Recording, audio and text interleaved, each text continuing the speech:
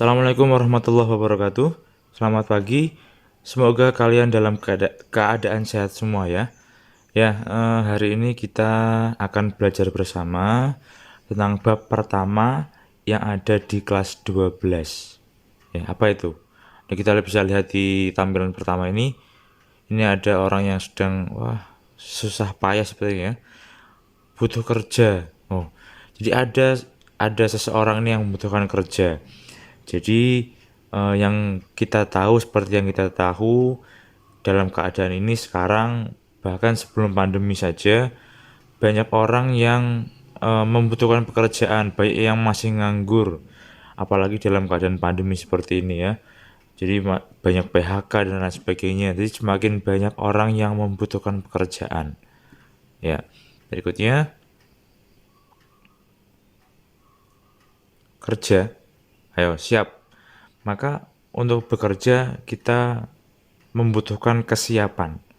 Kesiapan itu bukan hanya ucapan saya siap bekerja, tapi harus dibekali dengan kompetensi, kemampuan, keahlian kita untuk bekerja di bidang kita.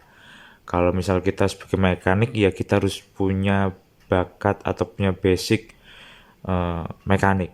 Kalau kita sebagai pegawai kantor, maka kita juga harus punya sikap pelayanan yang bagus, pekerjaan yang bagus dan lain sebagainya.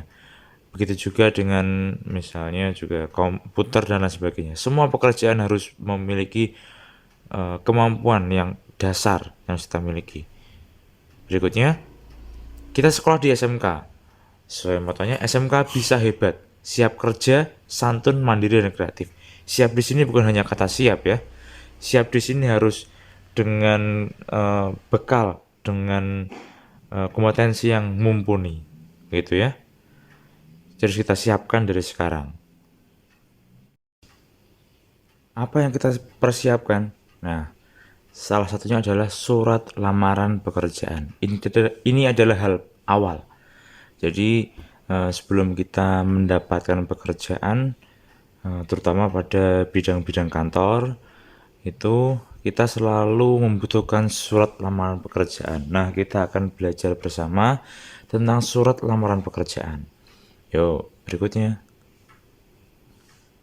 Nah, pertanyaannya nih, surat lamaran pekerjaan itu termasuk surat pribadi atau dinas? Ada yang tahu?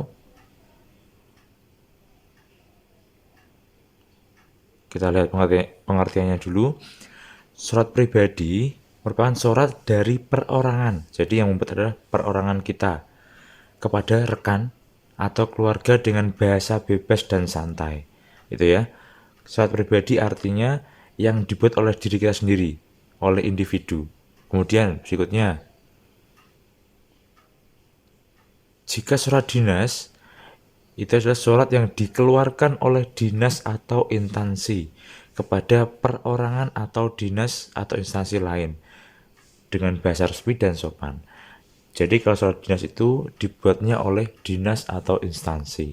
Kalau pribadi dibuat oleh pribadi. Kalau surat lamaran pekerjaan yang buat siapa? Diri kita kan? Maka kemungkinan besar jawabannya adalah surat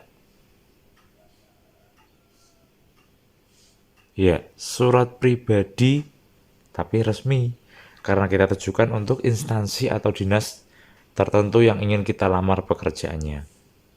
Ya, ini surat pribadi resmi, surat yang dikeluarkan oleh pribadi kepada dinas atau instansi dengan bahasa resmi dan sopan. Berikutnya, berikut adalah struktur. Jadi isi apa saja yang ada di dalam surat lamaran pekerjaan kita harus tahu, gitu ya, agar surat kita juga bagus dan pihak instansi atau pekerjaan yang kita lamar itu melihat surat lamaran pekerjaan kita ya tertarik gitu. Apa yang pertama? Ada tanggal surat. Tanggal surat ya, yang paling atas sebelah kanan ada tanggal surat. Berisi apa saja? Yang pertama kota. Lalu diberi tanda koma, tanggal, bulan, tahun saat kita membuat surat itu. Jadi misalnya kita sedang ada di Grobogan, maka Grobogan, koma, misalnya tanggal berapa? Tanggal 2 2 April 2021 misalnya. Gitu. Terus bagian yang kedua ada hal dan perihal. Hal dan perihal itu apa saja? Judulnya apa sih? Hal atau perihal itu bisa disebut dengan judul surat. Maka hal perihal itu diisi dengan judulnya. Karena ini kita membuat surat lamaran pekerjaan, maka judulnya adalah hal titik dua lamaran pekerjaan atau surat lamaran pekerjaan. Gitu ya. Terus yang ketiga, bagian ketiga ada alamat surat. Alamat surat berisi apa saja? Yang pertama pihak tujuan, misalnya ada HRD-nya, maka yang terhormat HRD PT apa gitu, misalnya PT Astra atau PT Telkom atau yang lainnya. Kalau misalnya ke sekolah, misalnya yang terhormat kepala sekolah mana gitu misalnya. Setelah pihak tujuan ada alamat lengkap, terus lengkap, tidak boleh disingkat. Jalan ya terus jalan, tidak boleh JLN titik, tidak boleh. Maka Jalan Soekarno-Hatta atau Jalan Suprapto dan seterusnya. Di bagian keempat ada salam pembuka. Salam pembuka bebas, bisa assalamualaikum atau salam hormat dan seterusnya. Jangan lupa diberi koma setelah salam atau dengan hormat koma assalamualaikum koma, ya jangan lupa diberi koma. Berikutnya bagian yang kelima ada isi surat. Nah, isi surat ini ada 3 hal, ada pembuka, isi, dan penutup. Ya, pembuka bisa kalian cantumkan informasi didapatkan posisi yang ingin kita lamar. Mas cantumkan informasi, misalnya kita dapat informasi dari Instagram misalnya, tulis saja saya mendapatkan informasi dari Instagram bahwasanya perusahaan Bapak membutuhkan bagian apa seperti itu. Ada penjelasan-penjelasan juga bahwa kita ingin mendaftar di bagian tersebut. Ada isi itu bisa berisi hal yang perlu perusahaan tahu tentang diri kita atau biasanya berisi biodata. Bagian penutup yaitu ada ucapan terima kasih. Terus bagian keenam ada salam penutup sama hormat saya misalnya dan seterusnya. Kemudian yang terakhir yang ketujuh yaitu ada tanda tangan dan nama jelas. Tuliskan nama lengkap dan tanda tangan kita.